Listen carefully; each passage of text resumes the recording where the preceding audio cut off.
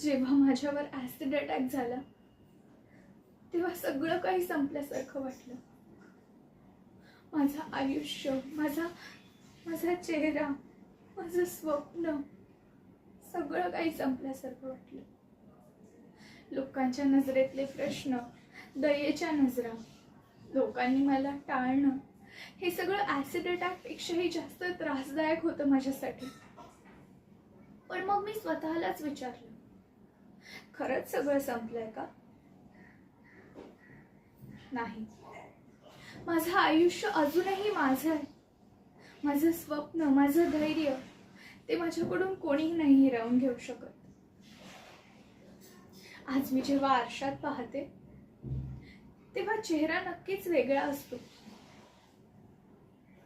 पण माझ्या डोळ्यातला आत्मविश्वास तो पूर्वीपेक्षाही जास्त तेजस्वी आहे.